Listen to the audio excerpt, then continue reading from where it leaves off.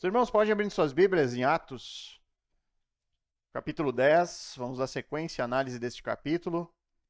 Hoje nós vamos analisar os versos 17 até a primeira parte do verso 23.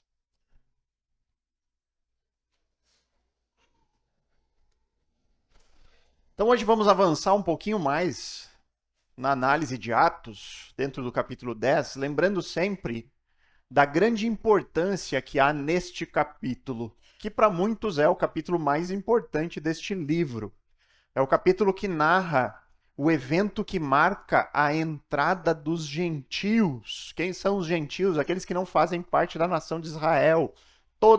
Uma pessoa de qualquer outra nação é chamada nas escrituras de gentil.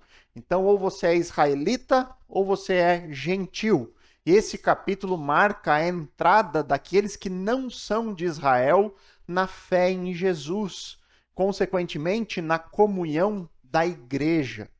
Se nós hoje estamos aqui reunidos para ouvir falar sobre o Evangelho, para aprender das Escrituras, para demonstrar a fé em Jesus, nós estamos aqui por conta dessa história e do que aconteceu no decorrer desta história. Então é sempre importante lembrarmos que até esse momento de Atos 10, até o momento antes a conversão de Cornélio, o cristianismo ainda existe como uma espécie de seita judaica. O cristianismo ele era visto como parte do judaísmo, um movimento que fazia parte dos judeus.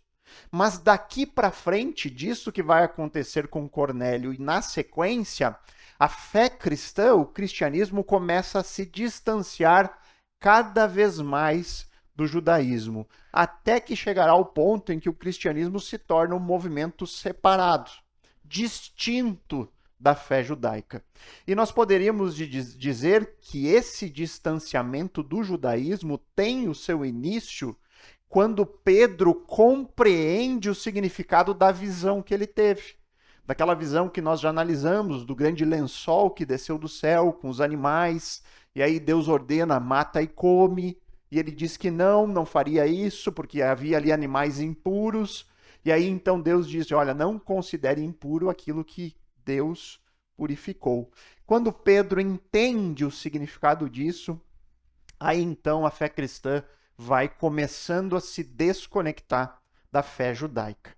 Então nós poderíamos dizer que essa visão que Pedro teve, que nós já analisamos aqui, ela rompe com a lei mosaica.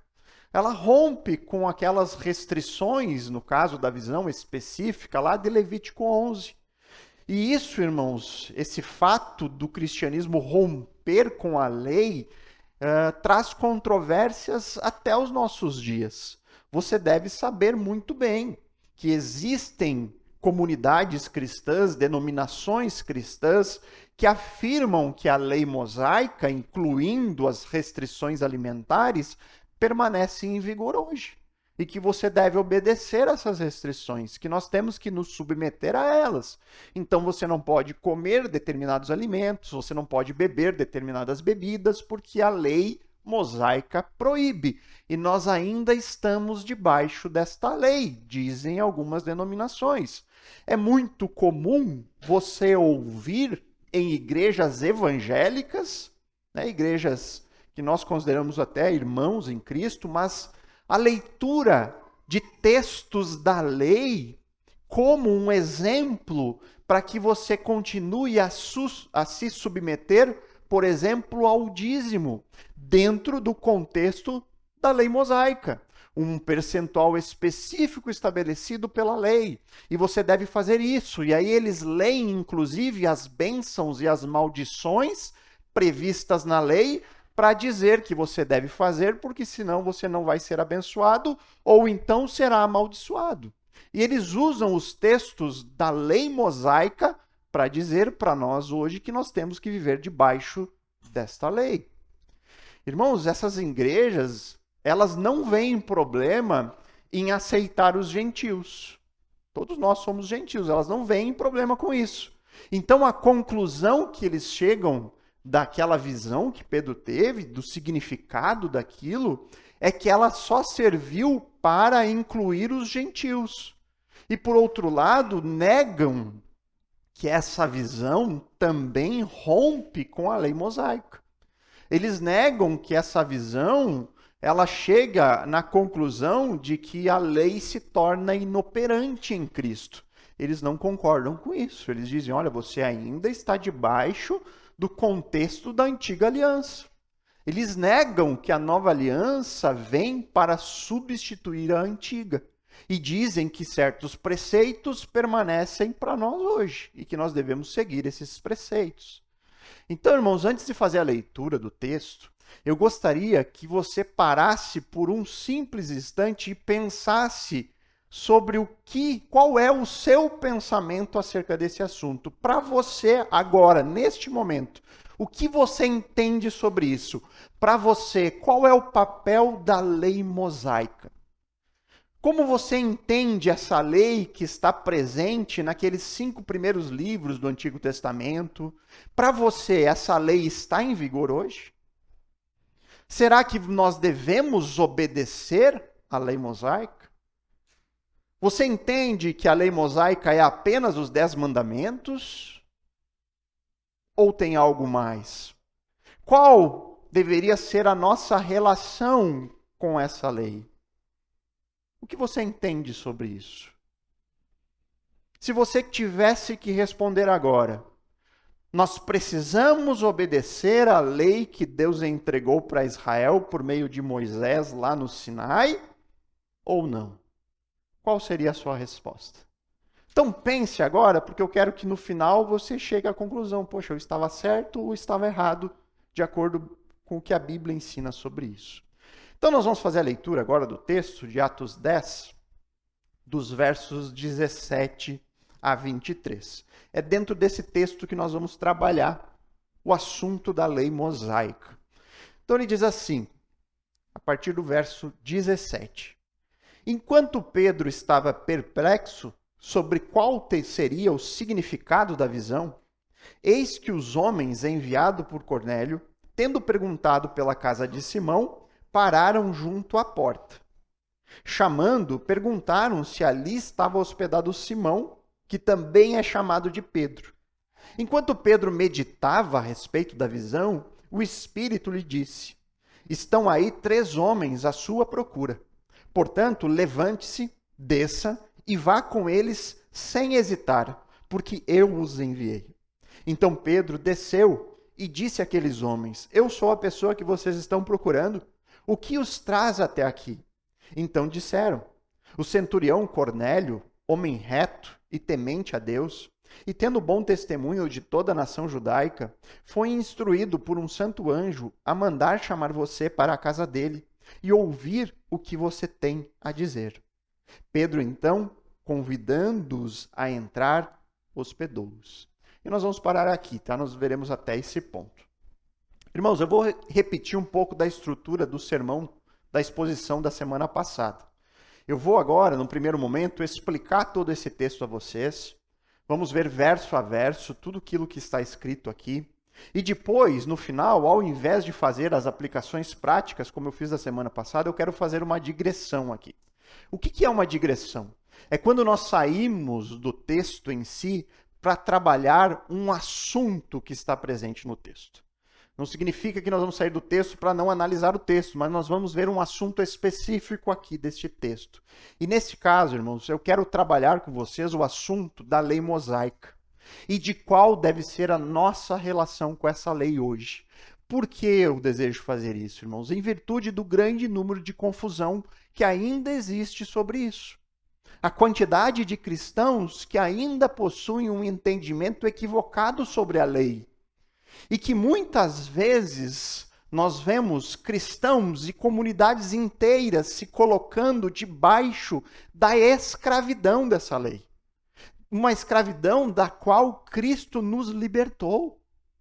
Eu creio, irmão, que tratar esse assunto biblicamente é extremamente necessário para que a gente tenha uma compreensão correta do que era a lei, para que a lei serviu e como nós devemos nos relacionar com essa lei. Para quê? Para que a gente não se pegue, daqui a pouco, nós mesmos, debaixo de uma escravidão que Cristo nos libertou.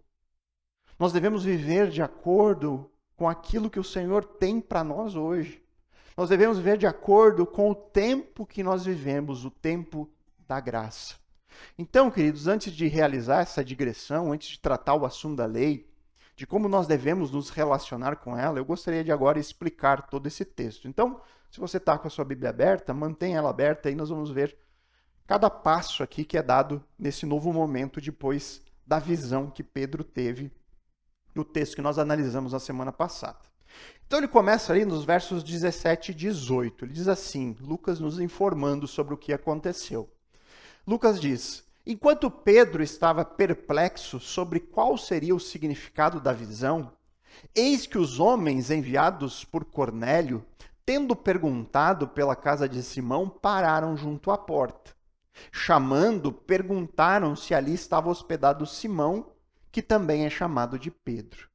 Então a visão que Pedro teve, ela encerra de uma forma que Pedro ainda não conseguiu entender. Pedro termina a visão sem saber o que era aquilo lá. O seu estado depois da visão, conforme Lucas nos diz, é de perplexidade. Ou seja, Pedro ainda está processando o que ele havia visto. Ele ainda estava tentando entender. Ele devia estar se perguntando, nossa, mas o que será que Deus quer me ensinar com isso? Qual é o significado disso? O que será que Deus vai fazer? Porque uma coisa é certa, Pedro sabia que algo ia acontecer. Pedro sabia que depois daquela visão, alguma coisa estava chegando. E isso tinha relação com o seu ministério. O que será que Deus vai fazer? O que será que Deus quer com isso? Eu não entendi a visão. Vamos aguardar, vamos ver o que vai acontecer. E aí, enquanto Pedro ainda processava a visão, ainda tentava entender, Lucas diz que naquele mesmo instante de Pedro pensando, os homens que foram enviados por Cornélio chegaram até a casa de Simão. Chegaram até a casa daquele curtidor. E aqui, irmãos, não há como não notar o trabalho de Deus nos mínimos detalhes, né? Porque isso aqui é o time perfeito, né? O Senhor manda as visões, mandou para Cornélio uma visão, depois ele manda para Pedro, todo o tempo calculado da viagem, tudo para que se encaixasse naquele momento. Então os homens chegam no momento em que Pedro ainda está tentando entender. No exato momento, tudo vai se encaixando. E aí o verso 19 e 20 continua dizendo, enquanto Pedro meditava, então ele ainda estava pensando sobre aquilo, o Espírito lhe disse, o Espírito Santo. Você pode perceber que os tradutores nos ajudaram e botaram a letra maiúscula ali. E o que o Espírito Santo disse a Pedro? Estão aí 3 homens à sua procura. Portanto, levante-se. Ele estava orando e teve a visão na parte superior, no terraço da casa. Levante-se, desça e vá com eles sem hesitar, porque eu os enviei. Então Pedro ainda estava ali refletindo, ele não sabia que haviam 3 homens ali, e aí então o Espírito Santo fala com Pedro. E nesse momento ele diz, olha, estão aí 3 homens atrás de você. O Espírito não diz exatamente quem são esses 3 homens, mas fala, dá uma ordem para Pedro, desça e recebe esses homens sem medo. Existe aqui uma ordem. O Senhor está dizendo, vai lá, faça isso, porque eu enviei esses homens. E é preciso destacar, irmãos, aqui. Dentro desses 3 homens existe o quê? Um deles era um soldado romano. Irmãos, a simples presença de um soldado romano perguntando onde está Pedro, já seria motivo para Pedro ficar com medo, com temor. Existiria aqui nessa situação pelo menos 2 motivos para Pedro hesitar. Primeiro, eram gentios, 3 gentios. Havia a hesitação de receber, o judeu sempre teria a hesitação de receber na sua casa um gentil, porque isso não era tolerado dentro da cultura e da tradição judaica. Pedro teria que providenciar um lugar para eles ficarem, comida, porque eles estavam vindo de viagem. Isso iria contra o que os judeus pensavam sobre o assunto. O segundo motivo está relacionado com o soldado. E aqui você imagina, você tem o trauma da crucificação de Cristo. Isso está vivo na mente de Pedro. Quem agiu junto com os judeus? Os romanos. Possivelmente, Pedro viu o Senhor Jesus sendo açoitado por soldados romanos. Além disso, existia aquela tensão histórica entre os dois povos, o conquistado e o conquistador. Os romanos não eram bem vistos pelos judeus, muito pelo contrário. Irmãos, essa situação era tão tensa que se Deus não tivesse interferido diretamente como fez, se Deus não tivesse dado ordens claras, Pedro, desce lá, recebe esses homens porque eu estou enviando eles aí. Se Deus não tivesse feito isso, irmãos, esse encontro não teria o fim que teve. E aí o texto continua, verso 21 e 22. Então Pedro desceu e disse àqueles homens: eu sou a pessoa que vocês estão procurando. O que os traz até aqui? Então disseram: o centurião Cornélio, homem reto e temente a Deus, e tendo bom testemunho de toda a nação judaica, foi instruído por um santo anjo a mandar chamar você para a casa dele e ouvir o que você tem a dizer. Então Pedro vai, cumpre o que Deus disse, desce, recebe e se dirigiu a eles. Eu sou o Pedro. Por que vocês estão aqui? E aí a resposta desses homens, tudo que é descrito aqui desses mensageiros, mostra para nós, nos comunica uma profunda humildade e respeito. A gente vê nas palavras deles. Eles estão ali como homens que sabem que um judeu não os receberia. Eles sabem disso. Eles sabem que não é comum um judeu receber gentios, quanto mais um soldado romano. Então eles chegam ali de forma muito humilde, muito respeitosa. Eles estão ainda do lado de fora da casa, eles não entraram. Eles também não tinham ideia, nem conseguiriam ter, de que Deus já estava preparando Pedro para aquilo. Eles não sabiam disso. E aí então, todo esse respeito, toda essa humildade reflete na maneira como eles falam e naquilo que eles falam. Então eles iniciam dizendo quem os enviou até ali. E aí eles citam alguns elogios a Cornélio. Eles querem deixar claro para Pedro que Cornélio não é um oficial romano qualquer ou típico, ele é diferente. Por que ele é diferente? Porque ele teme a Deus. Porque ele tem uma boa reputação com o próprio povo judeu. Depois eles deixam claro que o convite que eles estão trazendo ali não veio somente do senhor deles, de Cornélio, mas foi um anjo que mandou. Eles dizem: olha, nós estamos aqui porque o nosso Senhor, ele recebeu um anjo, e esse anjo pediu para nós estarmos aqui. E aí, irmãos, o meu pesar é que Lucas ele não aprofunda na reação de Pedro com isso. Nós não vemos Lucas destacando qual foi a reação de Pedro diante da resposta. Porque eu imagino que Pedro ali deve ter se demonstrado uma grande alegria. Ele deve ter feito uma expressão facial do tipo: agora faz sentido. Agora sim as peças se encaixaram. Agora eu consegui compreender aquilo que até esse momento eu não tinha compreendido. Pedro ele deve ter ficado ali de uma forma maravilhada. Nossa, olha o que o Senhor está fazendo. Olha o cuidado de Deus com os detalhes. Ele deve ter pensado: nossa, isso aqui vai levar o ministério apostólico a um outro patamar, porque nós vamos alcançar pessoas que nós nunca imaginávamos alcançar.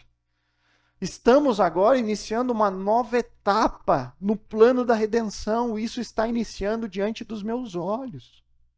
E eu creio que foi neste momento em que a visão que Pedro teve se tornou clara para ele. O próprio Deus havia dito: não considere impuro aquilo que Deus purificou. Deus disse a Pedro: eu quero que você se associe com esses gentios. Eu quero que você vá com eles, sem nenhum receio de impureza, porque eu estou purificando esse povo. Irmãos, fica claro para nós que Pedro compreendeu o significado da visão pela atitude de Pedro na sequência. Ficou claro que Pedro entendeu que aquela visão não se tratava meramente de alimentos, de coisas que podem e não podem comer, mas tinha a sua aplicação em pessoas, em vidas humanas. E isso nós vemos na última parte do texto que nós veremos hoje, que é a parte A do verso 23. Pedro, então, convidando-os a entrar, hospedou-os. Irmãos, isso aqui não é uma coisa corriqueira, é que para nós, irmãos, é difícil para nós compreender o contexto judaico com isso. Então, muitas vezes a gente vai ler, não, simplesmente convidou para entrar. Quem não faria isso? Quem não convidaria esses homens para entrar? O judeu não convidaria. Esse é o ponto. Um judeu não traria eles para dentro de casa. Não daria pouso, não daria alimento, o judeu não faria isso. Então, quando nós lemos que imediatamente Pedro convidou-os para entrar e hospedou-os, isso aqui está dizendo, olha, Pedro entendeu. Pedro entendeu que não havia mais impureza, que Deus estava purificando um povo que eles consideravam imundos. Irmãos, esse simples convite é a demonstração, é a evidência de que Pedro compreendeu a visão. Cai aqui o último obstáculo que separavam judeus e gentios. Judeus não alimentavam e não hospedavam estrangeiros. Mas depois da visão, depois da ordem clara do Espírito Santo, tudo mudou para Pedro. Ele entendeu que não deveria considerar alguém impuro. Por quê? Porque Deus mesmo havia enviado eles ali. Se Deus enviou, é porque Deus estava purificando aquele povo. A mesma hospitalidade que ele daria a um judeu, ele deveria dar àqueles 3 homens gentios. E não pense que isso foi fácil para Pedro. Não pense pela rápida resposta dele que isso foi algo fácil para Pedro fazer. Irmãos, nós estamos falando aqui de uma vida inteira pensando diferente. De uma vida inteira considerando o gentil como imundo. Isso não desaparece numa tarde. O que nos mostra isso? Nos mostra apenas a disposição de uma fé verdadeira, que caminha na direção da obediência a Deus, mesmo que essa obediência seja dolorosa, mesmo que essa obediência vá contra sentimentos. Porque não dá para pensar que o sentimento de Pedro em relação a tudo isso, a um soldado romano, por exemplo, mudou instantaneamente. O que mudou foi a disposição em obedecer. Não importa o quanto isso seja pesado para mim, Deus está mandando recebê-los. Então eu vou fazer isso. Talvez a mudança no sentimento e na mente demore um pouco mais, mas eu não vou deixar que isso impeça de obedecer. Eu vou obedecê-lo. Então, irmãos, fica muito claro que o ponto principal da visão, que nós analisamos já na semana passada, daquela ordem, dessa ordem que Deus entrega para Pedro, não se tratava só de comida. Deus estava tornando puro os gentios. De tal forma que o contato agora entre o judeu e o gentio estava sendo permitido por Deus. Mas, irmãos, trazendo isso para nós hoje, existem ainda muitas confusões envolvendo a lei mosaica. O fato de que existem muitas igrejas que ainda se incomodam com essa visão, irmãos. Não no sentido da relação com os gentios, até porque todos nós somos gentios. Nós estamos sendo abençoados por essa visão. Mas porque essa visão, ela também promove a ruptura com a lei. ela também promove a ruptura com as restrições alimentares previstas na lei mosaica. E por isso, irmãos, nós temos que aprofundar um pouco mais no assunto. Por vermos tantas pessoas ainda se submetendo a isso, deixando de comer certos alimentos, achando que se ela não for uma dizimista, Deus vai puni-la. Ou dando dízimo e achando que Deus vai abençoá-los sob medida naquele padrão Antigo Testamento, daquilo que Deus falava na sua lei. Por vermos isso acontecendo até hoje, eu acho que é extremamente necessário nós entendermos aqui sobre isso, de maneira bíblica. Afinal de contas, Deus está ali abolindo a sua lei? Qual a nossa relação com a lei mosaica? Estamos ou não estamos debaixo destas obrigações? Irmãos, talvez uma pergunta que a maioria das pessoas digam sim. Devemos obedecer os 10 mandamentos? A grande maioria dos cristãos vão dizer sim. Mas, irmãos, pense só. Se nós estamos debaixo do decálogo, dos 10 mandamentos, por que nós não estamos debaixo também das restrições alimentares? Por quê? Porque elas fazem parte do mesmo conjunto de leis. Você quer ser coerente obedecendo os 10 mandamentos? Seja com toda a lei. Seja coerente e observe a todos. Irmãos, é por isso que eu quero fazer essa digressão aqui. Sair um pouco do texto para abordar o assunto do texto. Então, meu objetivo aqui, nessa manhã, é só um. É que você entenda de maneira fácil e definitiva, de maneira bíblica, qual é o papel da lei mosaica e como nós devemos nos relacionar com ela. Estamos debaixo da lei? Existe algo dela que permanece? Ou a lei foi completamente revogada em Cristo? Então, vamos iniciar esse estudo, buscar essas respostas, aprofundando um pouco mais sobre a lei mosaica. Irmãos, esse assunto ele poderia ser um tema de semanas nas quartas-feiras aqui do nosso culto de oração e doutrina. Irmão, daria para ficar algum tempo aqui, alguns meses, só lidando com isso. Então, meu propósito é sintetizar ao máximo em uma única pregação. Então, se prepare. Vamos sair daqui meia. Não, tentarei fazer o mais sucinto possível. Mas eu quero que fique claro. E aqui eu já digo a resposta final. Eu quero que fique claro por quais motivos nós não precisamos mais observar esse conjunto de lei que foi entregue por Deus por meio da liderança de Moisés. A primeira coisa que você tem que saber para compreender isso é que Deus, ao longo dos tempos, tratou com as pessoas, com o seu povo, com a humanidade de formas distintas. Deus nem sempre lidou com o ser humano da mesma forma. Quer ver como é fácil de ver isso? Se você olhar para o relacionamento de Deus com Adão e Eva, ele aconteceu de uma forma. Adão e Eva precisavam obedecer um mandamento, não comer da árvore do conhecimento do bem e do mal. Deus andava com eles todos os dias, Deus ensinava, e eles tinham aquela observação para fazer, aquele mandamento. Depois veio a queda, o ser humano desobedece. O pecado entrou neste mundo. E se você pegar desde o dia que o pecado entrou até o tempo de Noé, Deus também se relacionou com aquela humanidade de uma outra forma. No período dos patriarcas, mudou de novo.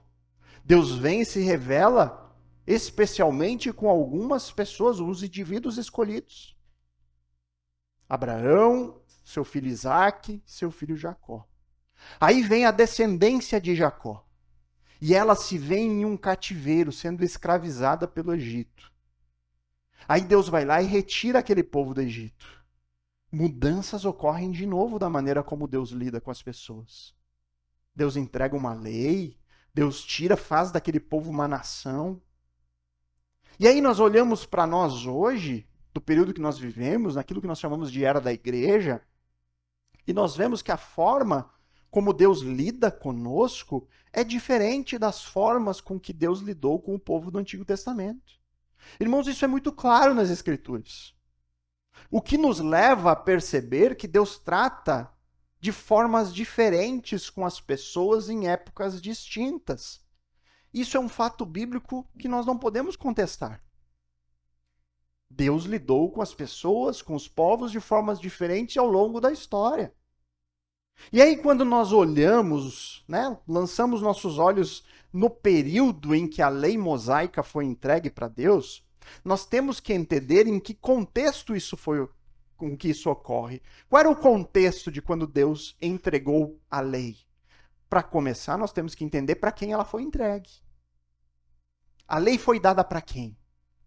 Ao povo de Israel, aos descendentes de Jacó. Deus vem, faz uma aliança com Jacó, muda o nome dele para Israel e lança ali promessas aos seus descendentes.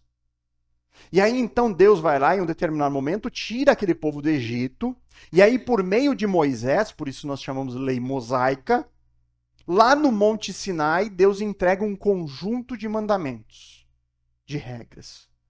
E esse conjunto, essas instruções, foram dadas por Deus para reger esse relacionamento de Deus com eles. A lei era baseada, né, eram instruções para mediar esse pacto que Deus faz com eles. Um pacto, uma aliança que constava de bênçãos e maldições. Bênçãos e maldições que viriam de acordo com a obediência a esses mandamentos ou não. Irmãos, eu não vou ter tempo de ler todos os textos que eu gostaria, mas leia Deuteronômio 28 em casa. Leia esse texto, Deuteronômio 28. Ali você vai ver todas as bênçãos e todas as maldições que viriam sobre os israelitas, dependendo da sua obediência ou não. Está lá, tudo alistado o que aconteceria se eles fossem obedientes ou desobedientes.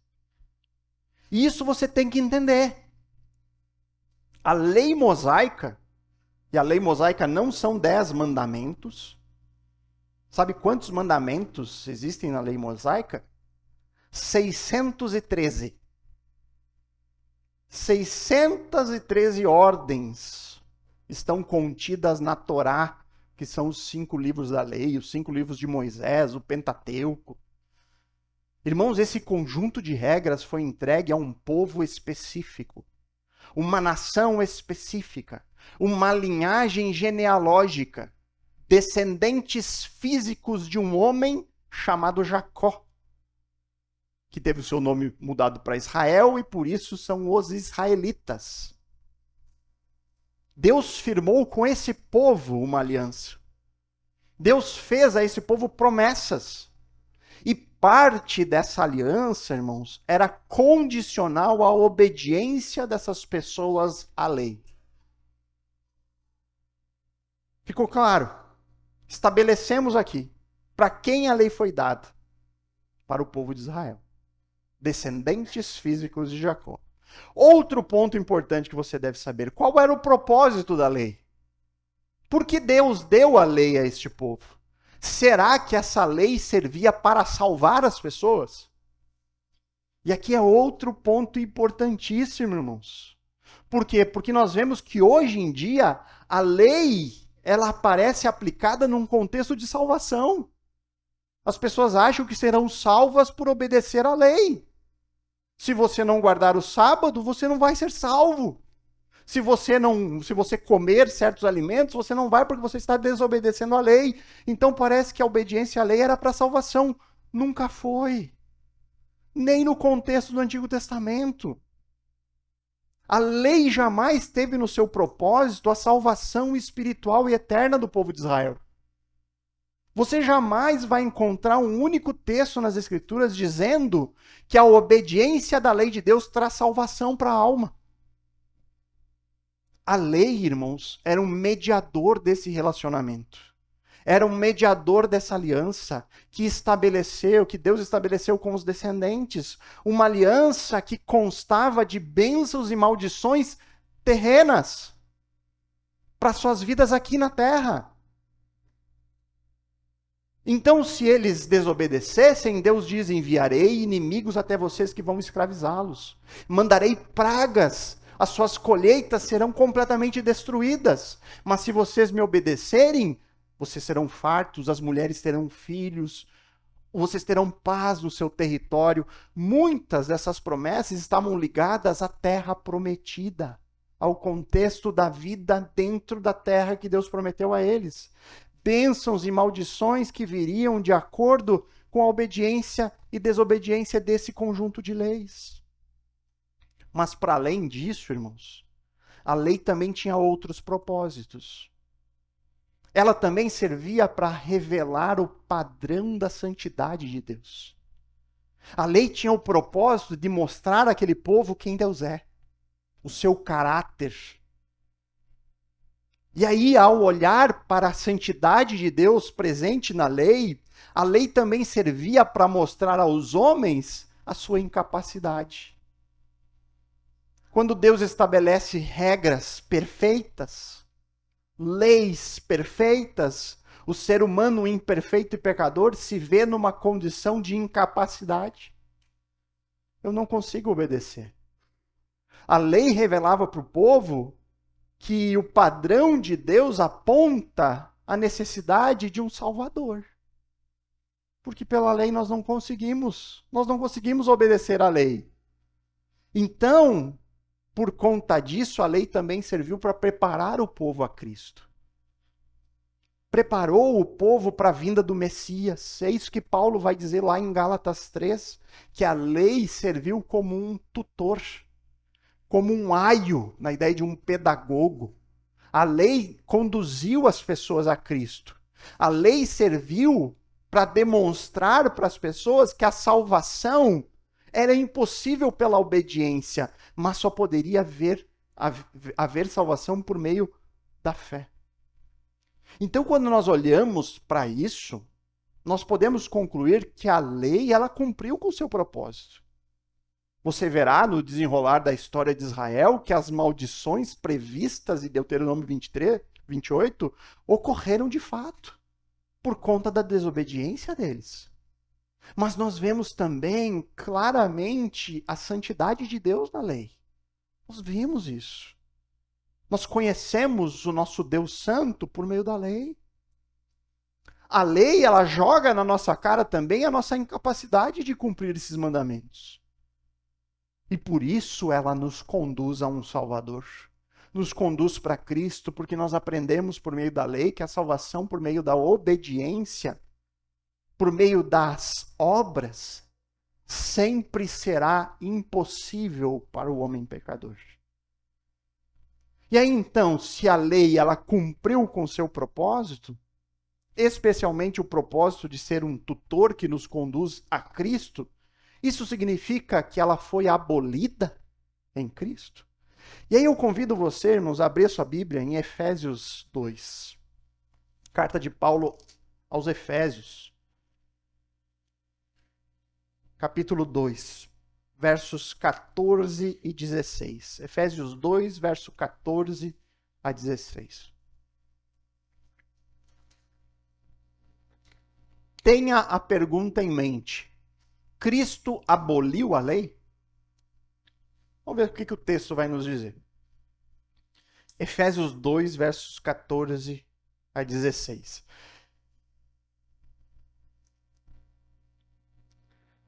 Diz ali a palavra do Senhor. Porque Ele é a nossa paz. Quem é Ele aqui? Jesus. De dois povos, Ele fez um só. E na sua carne, derrubou a parede de separação que estava no meio, a inimizade. Cristo, o que diz aí? Aboliu a lei dos mandamentos na forma de ordenanças, para que dos dois criassem em si mesmo uma nova humanidade, fazendo a paz, e reconciliasse ambos em um só corpo com Deus, por meio da cruz, destruindo a inimizade por meio dela. Irmãos, percebam que esse texto está exatamente dentro do contexto da reconciliação de judeus e gentios. Isso iniciou aonde? Atos 10. Paulo deixa claro aqui, irmãos, que essa reconciliação, ela só foi possível porque Cristo aboliu a lei dos mandamentos na forma de ordenanças. Por quê? Por que que essa reconciliação só foi possível porque Deus aboliu em Cristo a lei dos mandamentos em forma de ordenança? Porque esse sistema legal separava definitivamente os dois povos. Cristo vem e estabelece uma nova aliança baseada na graça. E aí então ele cria um novo povo. Irmãos, mais uma vez, nós só vamos conseguir entender isso se nós compreendermos a separação que existia entre esses dois povos. Lembram, na semana passada eu disse como que o judeu chamava um gentil? Cães imundos. Cães imundos era a maneira como eles chamavam. Irmãos, para que esse muro de separação fosse definitivamente derrubado, duas barreiras precisariam ser demolidas. A primeira, essa inimizade antiga. Esse sentimento de hostilidade deveria dar lugar a um sentimento de comunhão. É a primeira coisa que tinha que cair. Mas, em segundo lugar, era necessário que a lei dos mandamentos na forma de ordenança fosse abolida. Por que, irmãos, que a lei deveria ser abolida? Por que que a reconciliação seria impossível se a lei não fosse abolida? Porque, irmãos, essa lei constituída de ordenanças, de cerimônias, de regulamentos detalhados daquilo que era puro, daquilo que era impuro. Isso tinha o efeito de impor uma barreira e de causar uma inimizade entre os judeus que viviam debaixo dessa lei e dos gentios que não observavam essa lei. Irmãos, mesmo um judeu prosélito, um gentil prosélito, sabe o que é um gentil prosélito? É aquele gentil que se convertia à fé judaica, estilo Cornélio. Eles aderiam à fé judaica, mas mesmo aderindo, eles tinham limitações em relação a seguir a lei. Por quê? Porque haviam certas leis que estavam diretamente ligadas à identidade étnica, à identidade geográfica daquele povo. Era o caso de Cornélio. Cornélio ele podia cumprir algumas leis, ele podia, por exemplo, cumprir as leis da alimentação, mas ele não podia, por exemplo, ir ao templo, fazer o seu sacrifício como um judeu. Por quê? Porque havia um muro que separava esses povos. E esse muro era uma lei em forma de ordenanças. Mais para frente, irmãos, nós veremos que essa nova realidade, né, que vai surgir agora, essa união de povos separados pela muralha da lei, foi amplamente debatida pela Igreja Apostólica. Eles tiveram que sentar e falar sobre isso. Como nós vamos conciliar nós, judeus, que temos todas as leis, com esses homens que chegam sem lei nenhuma? Nós temos que circuncidar esses homens? Para ser cristão é preciso cumprir a lei? E aí, qual que é a conclusão que esse concílio chegou, né? Nós vamos ver sobre isso lá em Atos 15. A conclusão que eles chegam é que o judeu deveria ter liberdade em aplicar certos aspectos da lei que Deus entregou para aquele povo. Mas os gentios deveriam possuir a mesma liberdade em não fazer isso. A igreja chegou à conclusão de que, olha, você é um judeu. Irmão, você deve pensar que naquele tempo, no primeiro século, esses judeus vinham com a tradição firmada. Firmada. A gente vê hoje muito católico que se converte ao cristianismo e tem dificuldades para abandonar certas coisas, porque está enraizado aquilo ali. Então esses judeus chegam dentro desse contexto da fé deles. E aí os apóstolos chegam ao consenso de que, olha, se você é judeu e você tem o seu filhinho recém-nascido e você quer fazer a circuncisão, permaneça fazendo. Você tem liberdade para fazer isso. Mas não impeça o gentil de continuar do jeito que está. Não obrigue o gentil que se converte a Cristo a também fazer a circuncisão do seu filho, porque Deus não exige mais isso deles. Mais um exemplo para ficar mais claro ainda, mais de acordo com o nosso contexto atual. Essa conclusão seria do tipo, olha, se você não quer comer carne de porco, que acontece muito em algumas denominações cristãs, se você não quer comer carne de porco, ok, não coma. Você tem liberdade em Cristo para fazer isso. A única coisa que eu ia argumentar é você não sabe o que está perdendo. Você bota bacon em qualquer coisa e fica melhor. Você está deixando de desfrutar um presente de Deus para nós. Até histórias aí que Deus criou o bacon antes do porco. Não sei se é verdade, mas diz por aí, né? Então ele diz, olha, se você quer continuar sem comer, não tenha problema. Pode continuar sem comer. O que você não pode fazer é impor isso aos outros com força de lei. Dizendo que se você come, você está debaixo de maldições. Que se você come, você não vai ser salvo, ou se você só vai ser salvo se fizer isso. O consenso apostólico é, você tem liberdade para viver o estilo de vida piedosa que você quiser. Se você quer não comer, não coma. Mas não pense que isso vai lhe trazer salvação. Não é isso que salva. Irmãos, eu quero abrir outro texto com vocês. Abram em Hebreus, capítulo 8. Hebreus 8, versos 6 a 13.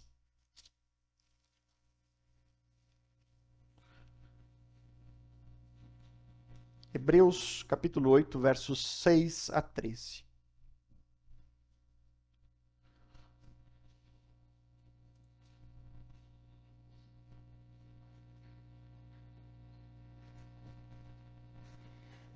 Hebreus 8, versos 6 a 13. O título que é posto na maioria das Bíblias, que não é um título inspirado, né? Foi colocado aí pelos editores da tradução, mas ele já nos ajuda a entender o que está sendo falado nesse capítulo. Jesus, mediador da nova aliança. Esse é o tema aqui. Então, olha o que ele diz dos versos 6 a 13. Mas agora Jesus obteve um ministério tanto mais excelente, quanto é também mediador de superior aliança, instituída com base em superiores promessas. Porque se aquela primeira aliança tivesse sido sem defeito, de maneira alguma estaria sendo buscado lugar para uma segunda aliança. Qual aliança ele está falando? Aliança mosaica, a antiga aliança. E de fato, repreendendo-os, diz: Eis aí vem dias, diz o Senhor, e firmarei nova aliança com a casa de Israel e com a casa de Judá. Não segundo a aliança que fiz com os seus pais no dia em que os tomei pela mão para os tirar da terra do Egito. Fica bem claro de qual aliança ele estava falando. Da aliança mosaica. Pois eles não continuaram na minha aliança, e eu não dei atenção a eles, diz o Senhor. Porque esta é a aliança que farei com a casa de Israel. Agora o Senhor anuncia uma nova aliança. Depois daqueles dias, diz o Senhor, imprimirei as minhas leis na mente deles, e as inscreverei sobre o seu coração. E eu serei o seu Deus, e eles serão o meu povo. E não ensinará jamais cada um ao seu próximo, nem cada um ao seu irmão, dizendo, conheça o Senhor, porque todos me conhecerão, desde o menor até o maior deles. Pois, para com as suas iniquidades usarei de misericórdia, e dos seus pecados jamais me lembrarei. Quando ele diz nova aliança, torna antiquada a primeira. Ora, aquilo que se torna antiquado e envelhecido está prestes a desaparecer. Irmãos, eu não vou ter tempo para expor todo esse texto. Gostaria muito, mas não é o ponto aqui. Mas de acordo com o que diz o autor de Hebreus, nós estamos debaixo de uma nova aliança. Nós não estamos mais debaixo da antiga, mas de uma nova que é superior à antiga. Aqui no texto, irmãos, você vai ver que a partir do verso 8, ele está citando um profeta. Ele cita aqui Jeremias, capítulo 31, dos versos 31 a 33, que é onde Deus prometeu essa nova aliança. Deus entregou isso ao seu povo. Qual povo? Casa de Israel e casa de Judá, diz ali. Então nós vemos que a promessa desta nova aliança, ela é diferente da promessa feita no deserto. Por quê? Porque aquelas leis que foram escritas nas pedras, nas placas de pedra por Moisés, naquela lei foi incapaz de manter o povo plenamente obediente. E agora Deus promete que chegaria um tempo onde ele não mais colocaria essa lei em pedras, mas diretamente na mente e no coração. Aí sim, diz o Senhor, eles serão fiéis para sempre. Quando eu colocar a minha lei no coração deles, aí então eles serão obedientes. Quando isso ocorre, irmãos? Quando que as leis foram escritas no coração de alguém? Se é que isso já aconteceu. A Bíblia diz que isso ocorre em Atos capítulo 2, com o derramamento do Espírito Santo. Este é considerado o cumprimento inicial da nova aliança. Ainda não é o cumprimento perfeito, mas já iniciou ali o cumprimento da promessa. Até um dia onde nós estaremos todos perfeitos, e aí não mais alguém ensinará ao outro o caminho do Senhor, porque todos saberão o caminho do Senhor. Mas ali começa. O Espírito Santo é derramado no coração das pessoas. O crente em Jesus passa a ser habitado pelo Espírito Santo de Deus. Isso marca o início de uma nova era. O início da era da igreja, o início do cumprimento das profecias de Jeremias 31 e Joel 2. O apóstolo Pedro fala isso no seu sermão, o sermão do Pentecostes, que ali era o cumprimento das palavras proféticas. Mas, irmãos, o texto aqui em Hebreus, da profecia de Jeremias, não diz que isso foi entregue ao povo de Israel? A nova aliança não está ali escrita e farei uma nova aliança. Com quem? Com a casa de Israel e com a casa de Jacó. Ele fala, é de novo para o povo de Israel. É de novo para a aliança que Deus fez com os descendentes. Então, como que o gentil ele pode fazer parte disso? Irmãos, não há dúvida do texto. O texto é claro. Essa aliança foi estabelecida com Israel. Mas as suas aplicações, irmãos, se estenderam aos gentios. Por quê? Porque Deus quis assim. Fazia parte do plano da redenção que Deus purificaria aquele que era impuro. O judeu, ele recebe a promessa diretamente por parte de Deus, enquanto que os gentios, eles desfrutam dessa promessa porque estão unidos pela fé naquele que é o rei dessa aliança. É dessa forma. E aí, então, chegamos na pergunta derradeira. Como que nós, os crentes de hoje, que vivemos debaixo de uma nova aliança, devemos nos relacionar com a lei mosaica? Isso tem que ficar claro, irmãos. Na nova aliança, uma nova aliança que foi inaugurada pelo sacrifício de Cristo, os cristãos não estão mais debaixo da jurisdição da lei. Nós não estamos mais debaixo da lei como um sistema obrigatório de regras, que se nós obedecermos ou desobedecermos, traz bênçãos e maldições. Isso não é mais assim. E não precise confiar em mim, não acredite em mim, acredite no que diz a palavra de Deus. E o que diz a palavra de Deus? Por exemplo, Romanos 6,14 diz assim: porque o pecado não terá domínio sobre vocês, pois vocês não estão debaixo da lei, e sim da graça.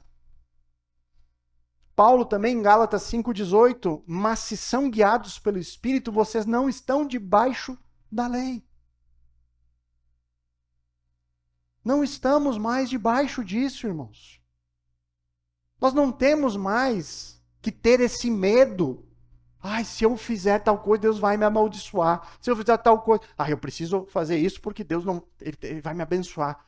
Irmãos, nós não estamos mais debaixo dessa antiga aliança. Nós não podemos lá ler os textos do Antigo Testamento e achar que aquilo se aplicam para nós de forma extremamente literal. Se eu não der o dízimo na igreja, os gafanhotos vão vir. Os gafanhotos vão acabar com o meu trabalho. Irmãos, no texto é gafanhoto literal. Eles vinham e comiam a plantação dos israelitas. Nós não estamos mais debaixo dessa lei. É óbvio, irmãos, que no Novo Testamento nós temos Paulo falando sobre oferta, sobre manter o trabalho dos crentes. Ele fala que nós devemos ter um coração generoso, ele até amplia a questão do dízimo. Olha, dizimar no Antigo Testamento era uma beleza. Você tinha lá o percentual certinho para sustento dos levitas. E não era só 10%, irmãos. Era bem mais, porque eram dízimos. Hoje é superior. Hoje Deus diz, olha, tem uma disposição sacrificial. Dê o seu melhor, não é mais só um percentualzinho. Então, querido, significa que estamos em Cristo, estamos livres da lei. Livres dessa lei mosaica. Agora, porém, entretanto, todavia, isso significa que estamos sem lei nenhuma? Estar debaixo da nova aliança significa que nós estamos sem lei? Irmãos, é óbvio que os princípios morais da lei, eles não podem ser descartados. Por quê? Porque eles apontam o caráter de Deus. Nós, pela lei, sabemos aquilo que agrada a Deus e que não agrada. Jesus mesmo reafirmou muito desses preceitos nos seus ensinamentos. Não estamos mais debaixo da lei mosaica, mas estamos debaixo da lei de Cristo. Se somos seus discípulos, nós devemos viver como ele falou que devemos viver. A diferença, irmãos, é que nós crentes hoje, aqueles que são verdadeiramente convertidos e habitados pelo Espírito Santo, eles são chamados a viver pela graça, mas debaixo da orientação do Espírito, cumprindo com a lei de Cristo que está gravada no nosso coração. Irmãos, o crente verdadeiro, ele não consegue viver longe dos preceitos do seu Senhor e Mestre. A obediência do cristão agora, ela é diferente porque ela não é mais baseada numa imposição que traz regras e traz bênçãos e maldições, mas é natural. A obediência é algo que flui porque ele é habitado pelo Espírito Santo.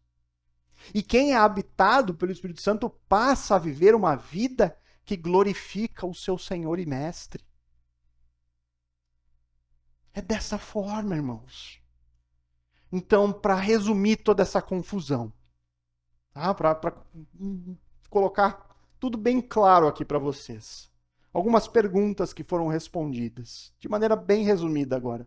Para quem a lei foi dada? Isso você precisa saber. Para quem a lei foi dada? A lei mosaica foi dada especificamente ao povo de Israel. Parte de uma aliança estabelecida com Deus lá no Monte Sinai, aos descendentes de Jacó. Qual o propósito da lei? O propósito da lei é variado.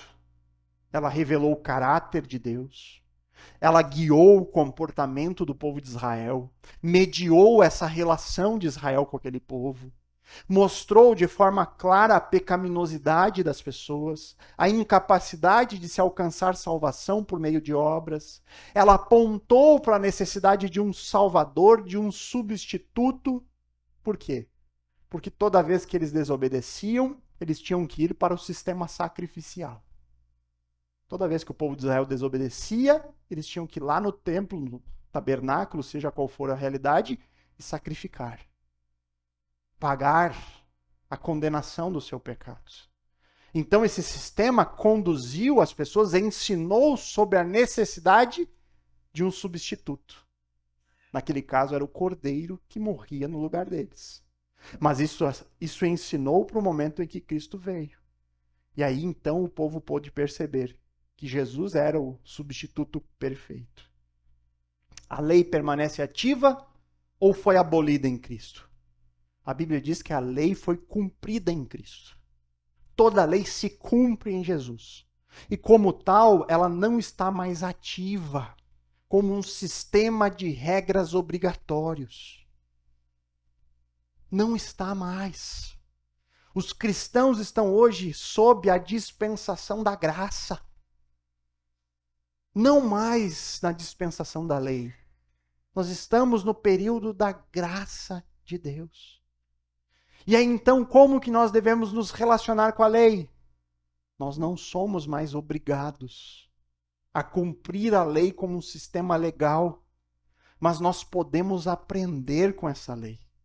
Retirar delas princípios espirituais, princípios morais, tudo aquilo que a lei revela sobre o caráter de Deus. Porque nós hoje estamos debaixo da lei de Cristo. Nós hoje vivemos como discípulos que guiam as suas vidas de acordo com as palavras do seu mestre. E nós somos levados à obediência não por força imposição de uma lei que promete bênçãos e maldições, mas porque o Espírito Santo habita em nós e nos leva a uma vida que honre ao seu Salvador. Então, queridos, para encerrar, o texto dessa manhã nos levou a refletir sobre o papel da lei mosaica. Nos levou a refletir sobre essa transição que ocorre no período da história da igreja. Nós vimos neste episódio de Atos 10 o último obstáculo sendo removido para possibilitar a comunhão entre dois povos muito distintos. Ao compararmos a antiga com a nova aliança, nós percebemos que há sim um contraste marcante entre uma lei rígida e a liberdade que nós encontramos em Cristo. Na antiga aliança, a lei evidenciava a nossa incapacidade, a nossa imperfeição, o como pelos nossos esforços nós jamais conseguiremos, e como isso era um peso, um jugo pesado, constante na vida desse povo. Mas agora, na nova aliança, nós vemos o cumprimento da lei em Cristo, que nos trouxe para um caminho de reconciliação que não está baseado em mérito, mas na graça infinita de Deus. Por isso, irmãos, por tudo isso que a Bíblia nos ensina, fiquem sempre alertas. Abram os seus olhos para a realidade que nós vivemos hoje, onde muitos ainda lutam para se libertar das correntes de uma religião baseada em regras. As pessoas se colocam debaixo de uma religião que, você tem que fazer isso, aquilo, porque senão vem bênção, vem maldição. E as pessoas ficam lá presas a esse sistema que oprime, que coloca um peso insuportável nos ombros dos outros.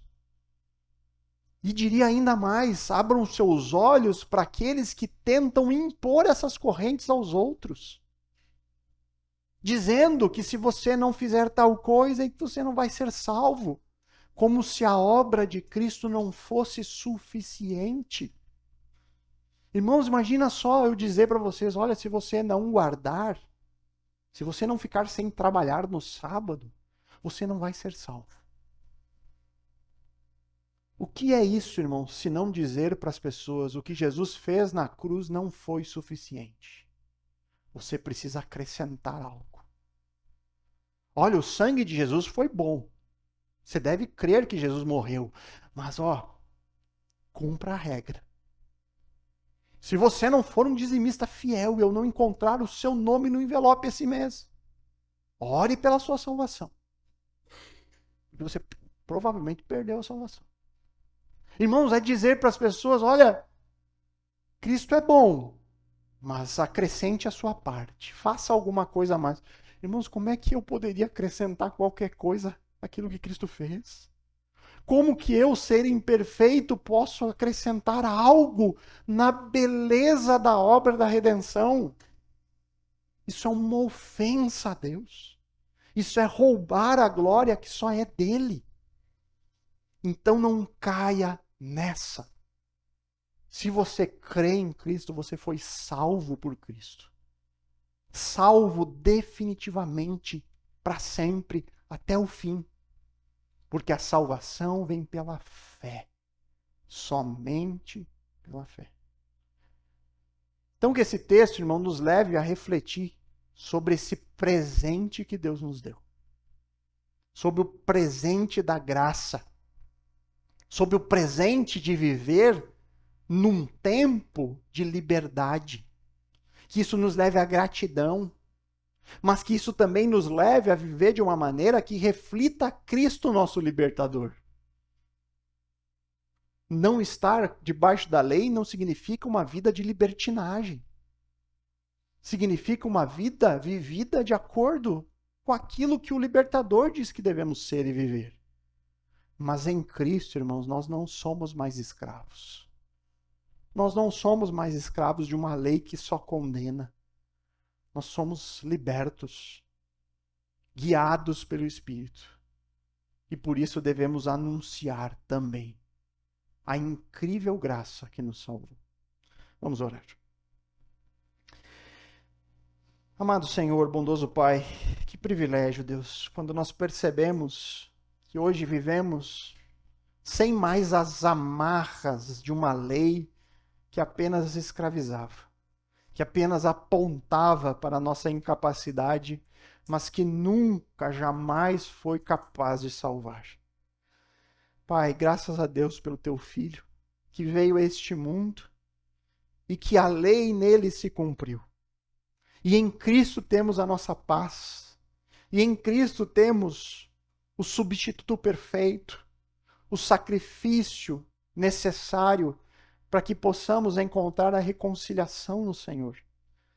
Ah, que incrível graça realmente nós temos em Cristo. Que o Senhor nos ajude a vivermos vidas que glorifiquem ao nosso libertador. Como nós aprendemos por meio da Bíblia, não é porque não estamos mais debaixo da escravidão da lei que nós vivemos sem lei. Nós vivemos debaixo dos ensinamentos do nosso Salvador. Nós seguimos tudo aquilo que Ele nos ensinou no Sermão do Monte, em outros tantos sermões, Senhor, que Ele veio e nos entregou e foram relatados pelos apóstolos. Louvado seja o Senhor por isso, porque não estamos no escuro, mas que entendamos que o que precisamos é do Espírito Santo habitando em nós, porque é Ele que vai nos conduzir nessa vida que glorifica ao Senhor. Que o Senhor escreva a Tua lei nos nossos corações. Que em cada um de nós aqui possa ter essa obra sobrenatural feita em suas vidas, para que aí então possamos viver novidade de vida. Viver essa vida abundante que o Senhor nos promete. Uma vida mediada pela graça, pelo favor imerecido na salvação que recebemos. Louvamos o Senhor, pedimos a sua ajuda e a sua misericórdia conosco para sempre. Em nome de Cristo oramos. Amém.